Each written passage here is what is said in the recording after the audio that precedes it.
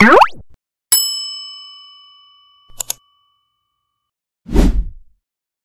everyone! Welcome back to my channel, or kung bago lang kayo sa channel ko, welcome! Before anything else, magpapakilala muna ako sa inyo. I'm Sam, and I basically help Filipinos to understand about pag-ibig foreclosed properties. If you are new here, huwag kayong mag-alala. Pinadadali ko yung explanation about pag-ibig foreclosed properties para mas madali nyong maintindihan. And na-share ko na rin sa inyo halos lahat ng knowledge ko about pag-ibig foreclosed properties, from bidding tutorial to bidding tips, and na-share ko na rin sa inyo yung journey ko paano kami nakakuha ng bahay via pag-ibig foreclosed properties. And today, we will be talking about the most challenging part of bidding a property kay pag-ibig, which is bidding for occupied properties. And nag-trigger tong content na to because meron tayong kasama dito. And ito yung concern niya. Basically, tinatanong niya tayo paano ba daw makipag-usap sa current occupant nung occupied na property. Medyo sensitive tong topic na to, pero super important nitong pag-usapan. So, let's get into it. So, before we even start, bibigyan ko muna kayo ng overview. Ano ba yung mangyayari or pag-uusapan natin dito sa video na to? Basically, binreakdown ko yung pag-uusapan natin into 5 parts. And lalagyan ko to ng timestamp dito sa description para kung meron kayong part na interested kayo, pwede na rin kayong tumalon-talon sa mga topics na yon. So sa part 1, we will be discussing ask yourself first before you even visit. So before you step into this journey of buying a foreclosed properties, I want you first to pause and reflect, especially if you are considering in buying an occupied property. Pause and reflect and ask yourself first. So, ano-ano ba tong mga questions na gusto kong tanungin nyo muna sa sarili nyo para malaman natin kung handa ba talaga kayo magbid ng isang occupied property. Question number 1, I want you to ask yourself kung ready ka na ba talaga magbid ng isang occupied property. Yes, ang mga occupied property usually cheaper and lesser competition kasi bihira lang talaga yung mga nagbibid ng properties under occupied category. Usually, makukuha nyo to ng mura. But that doesn't mean na madali siya. The thing with occupied property, mas lesser yung competition nyo, then therefore, mas higher chance na mananalo kayo dito ng property. Question number 2 that you should ask yourself, am I emotionally prepared when things escalated into a legal battle? Because in this case, maaari talagang tumagal yung legal battle nyo or yung legal process nito for months or years, especially kung ayaw talaga umalis ng mga current occupants. But if you're going to ask me kung mataas yung chance nyo manalo dito sa legal process na to,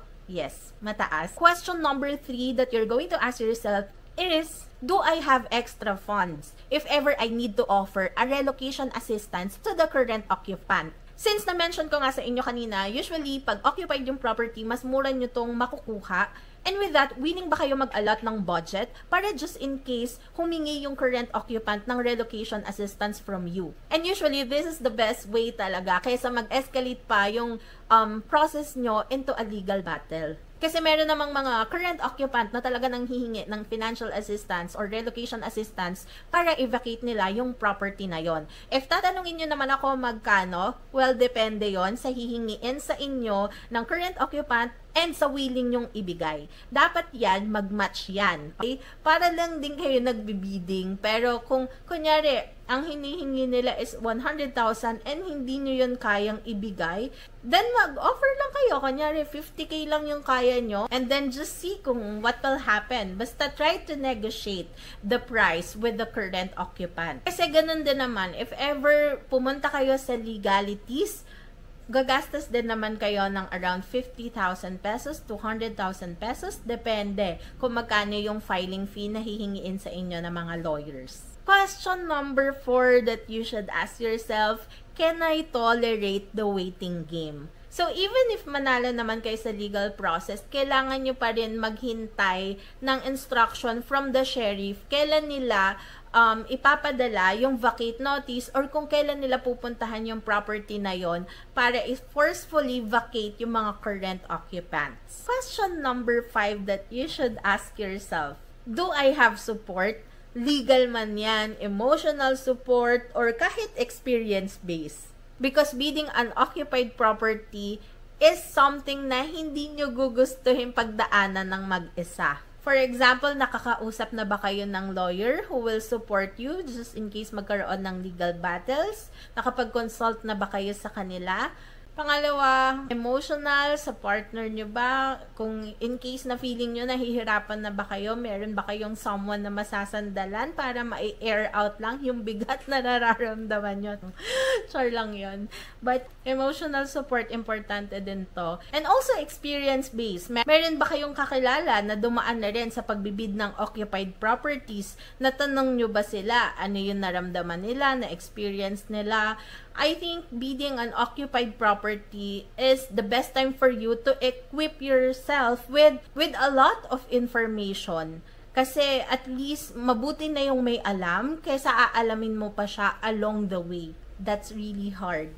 Kaya naman, sinasabi ko sa inyo, tanungin nyo muna itong mga bagay na to kung talagang ready na kayo to bidding an occupied property para hindi rin kayo mabigla. Kasi marami akong nababasa sa mga Facebook or around social media na nagbibid sila ng occupied property at ang ending, nade-disappoint sila. You know why? That's because hindi muna nila in-equip yung sarili nila with the right knowledge bago sila magbid ng isang occupied property. Kasi hindi nila alam kung ano man yung i-expect nila.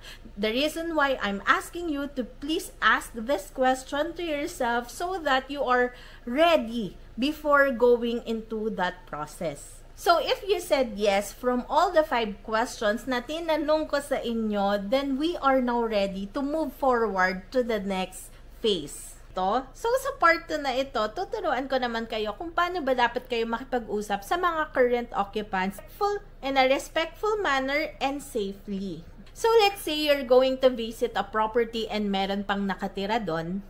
So, here's a sample script na pwede nyong i-follow.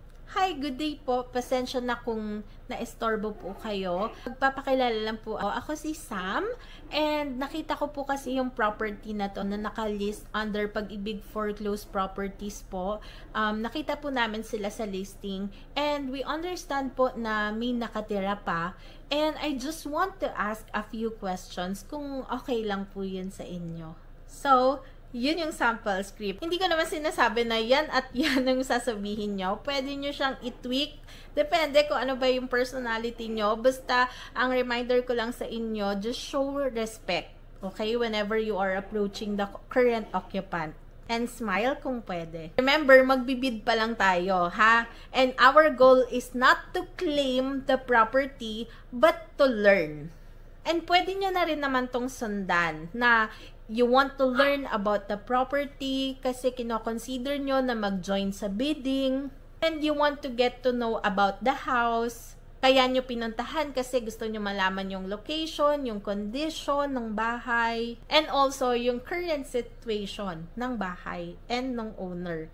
Depende kasi yan kung maaabutan nyo ba is owner, illegal occupants, or kamag-anak ng owner.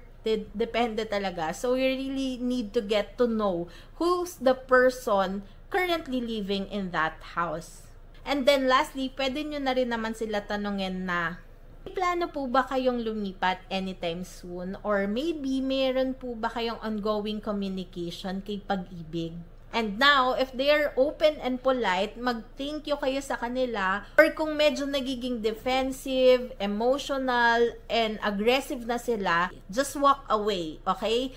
Safety first. Kasi hindi natin alam ano ba yung magiging behavior nila after that. So, always protect yourself. Safety first. Sa part 3 naman, let's talk about your financial and emotional readiness. Sabi ko nga sa inyo kanina, pinaka-easier, faster, and peaceful route is to offer a financial assistance or offer a relocation assistance. Yes, it's an extra cost, but it avoids legal battle and long waiting periods. Yes, extra cost siya sa inyo, pero tandaan nyo, in many cases, na-avoid nito yung legal battles and hindi nyo na rin kailangan maghintay ng matagal. And if makikipag-usap na kayo dun sa current occupant, before you go, just set a limit and a budget in your mind kung magkano lang ba talaga or hanggang saan yung kaya nyong i-offer.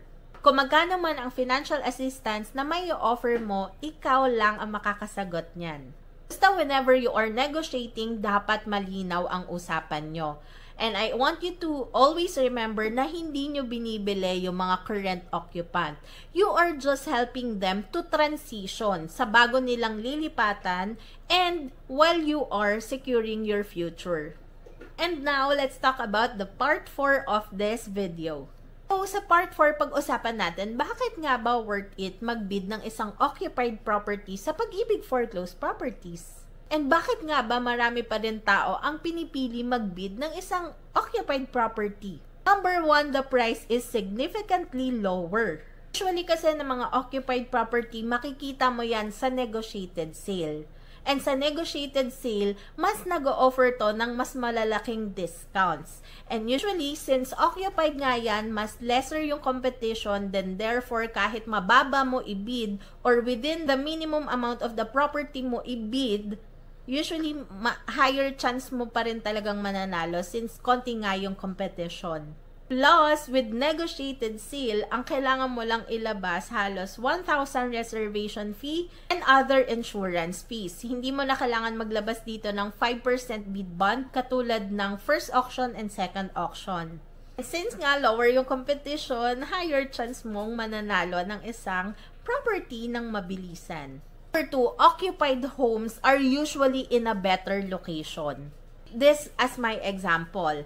Nung time ko na nagbibid pa ako, usually yung mga occupied na nakikita ko nasa around Imus, Dasma, Molino, yung mga areas ba na pinakamalapit sa Metro Manila.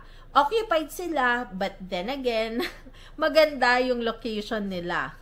Kaya nga kami nakakuha na bandang dulo na ng General Trias kasi nandito na yung mga properties na not occupied bago yung mga subdivision, then therefore hindi pa na-occupy. Kaya occupied tong bahay na nakuha namin pero mas malayo na siya ng very light.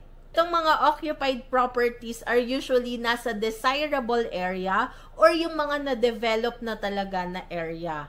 And I want you to remember that bidding an occupied property is not easy, but if you come in prepared, everything will be worth it. So, wag lang basta ng bid ha. Try to educate yourself first with a lot of knowledge about it. So, ito na yung last ng video na to. And ito na yung final thoughts ko about bidding an occupied property. Number 1, ang pagbibid ng occupied property ay hindi para sa mahihina ang loob. Number 2, with the right mindset, respect, and planning, lahat to doable.